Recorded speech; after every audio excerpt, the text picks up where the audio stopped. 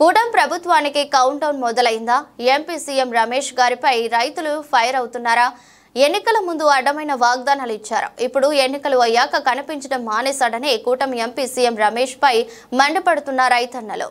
3 గంటల తిప్పుతున్నారు పోతున్నారు.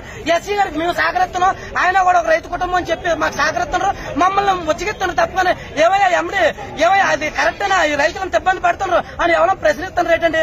ఆ రోజు ఎంపీ గారు పూర్వభూమి తీసుకొచ్చేస్తేనే మన ఫ్యాక్టరీ డెవలప్ చేస్తానని చెప్పారు. ఈ రోజు గెలిచిన కాడ నుంచి ఆ సీఎం రమేష్ అనే ఎంపీ గారు మాకు కనే కనిపించలేదు. ఏం మీకు అవగాహన కనిపించారా?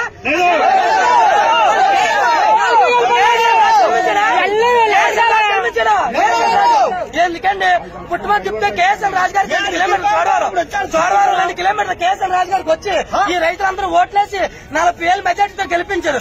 ఏమిటి ఏం నిలబెట్టుకున్నారు? మీరు ఏం నిలబెట్టుకున్నారు? రైతుల గురించి ఆలోచించారా? మన రైతుల మద్దతు ధర గురించి మేము అడిగామా? మీరు అన్న 4,000 ఇప్పించమన్నావా? మీ 4,000 ఇప్పించమన్నదే సమస్య క్లియర్ చేయకుండా ఓటు మీద ఈ రోజుకి నాకు టాటర్ లోపల పెట్టి 4 రోజులు అవుతుంది. సీరియల్ రాత్రి 9 గంటలకు ఇచ్చారు. ఇప్పుడు వచ్చిన బండి అల్లాడు అవ్వలేదు. డ్రైవర్ కి రోజుకి 600 జీతం. ఏటి మిగులుతుంది మా రైతుకి? మా రైతులు పురుగుల మంది తాగేసి గవర్నమెంట్ సవమానా మమ్మల్ని ఇబ్బంది పడ్డానికి కారణం దేని గురించి అండి? మా రైతులకి ఏమైనా మేలు చేసిన